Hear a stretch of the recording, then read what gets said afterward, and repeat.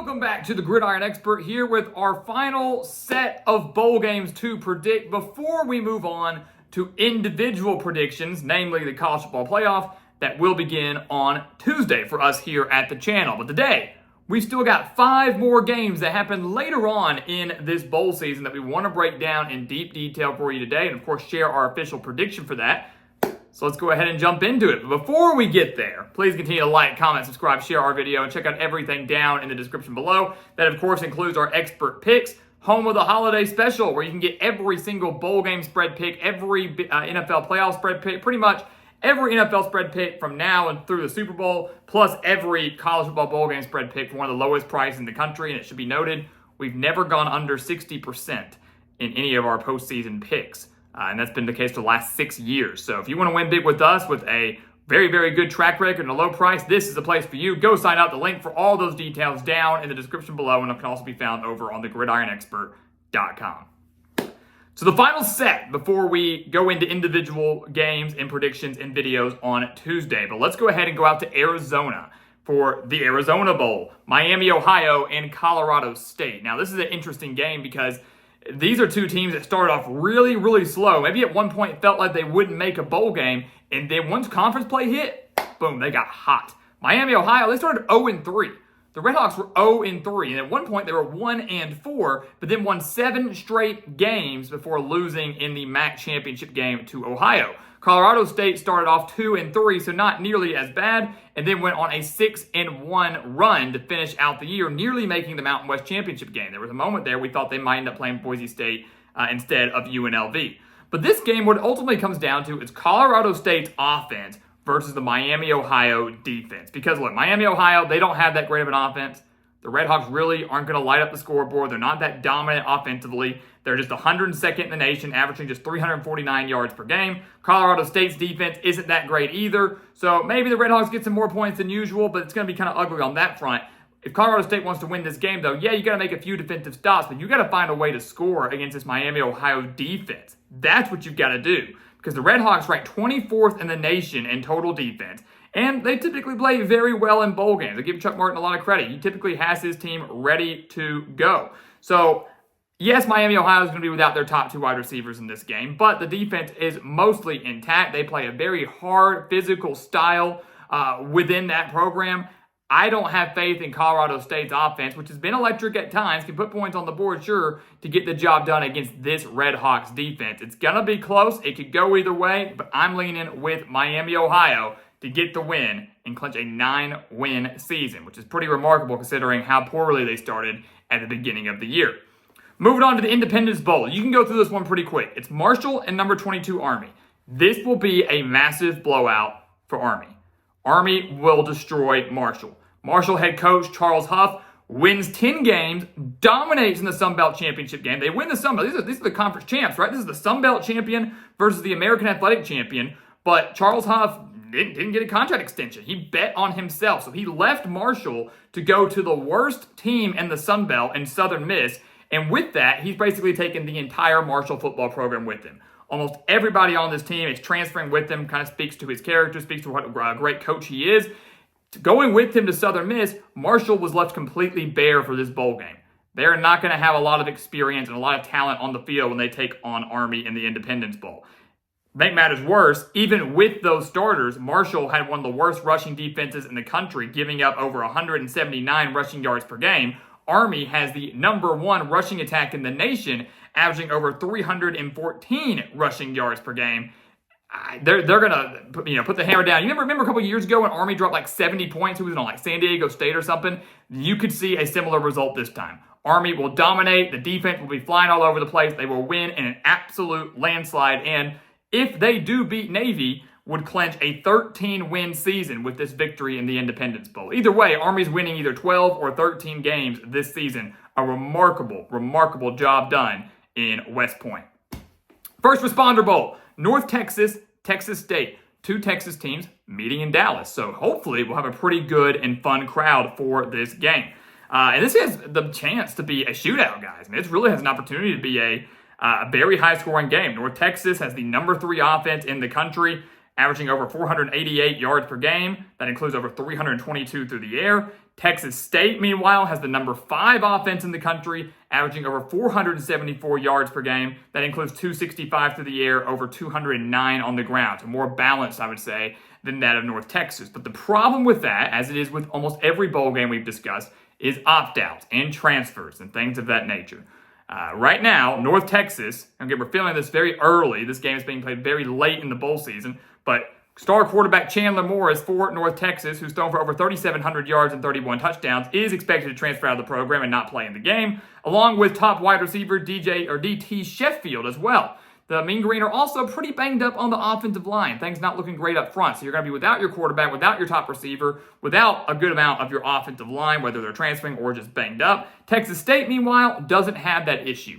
That could change between the time we film this video and the time the game comes around. But I'm telling you right now, if the Bobcats remain mostly intact, if their star quarterback Jordan McLeod, who of course transferred in from James Madison last year, if he comes to play, if he decides to play, if the majority of Texas State starters decide to play, they will win this game and they'll win it comfortably because North Texas has a horrendous defense. The Mean Green have the 128th ranked overall defense in the country, giving up over 456 yards per game. That includes over 261 through the air and over 195 on the ground. That's 115th in the nation. We just said Texas State averages over 200 on the ground. They will do it. They will do it effectively, and they will win this game big, assuming there aren't any other major opt-outs within this program. Moving on to the Duke's Mayo Bowl. Who doesn't love the Duke's Mayo Bowl, man? It's not always the best matchup, but it's always a very fun game and just intriguing because of the mayo bath at the end and just the name in and of itself. Nothing will ever beat the Pop-Tarts Bowl, I don't think, but the Mayo Bowl, it's certainly up there. You got Minnesota coming in at 7-5, Virginia Tech coming in at 6-6, and I really think this could be a pretty ugly game. It's been a battle between two teams that don't really have much of an offense. Two teams that have a pretty bad offense. Minnesota, 112th nationally in total offense, 332 yards per game. That's all they're averaging on the year. Virginia Tech, a little bit better, 75th in total offense, but they're 102nd in passing. They only average 192 passing yards per game. They've had issues at quarterback from a consistency standpoint, from an injury standpoint. Both Kyron Drones and Colin Schlee really haven't gotten the job done. And this has been a really disappointing year for Virginia Tech, and a year where many, including myself, thought the Hokies would be a potential ACC dark horse, could contend for an ACC title, and instead they just barely got to a bowl game sitting at 6-6. But ultimately, in a game like this, right, you've got two offenses that are struggling. You look at the defense. You look at the defense and say, hey, which of you is going to make the play?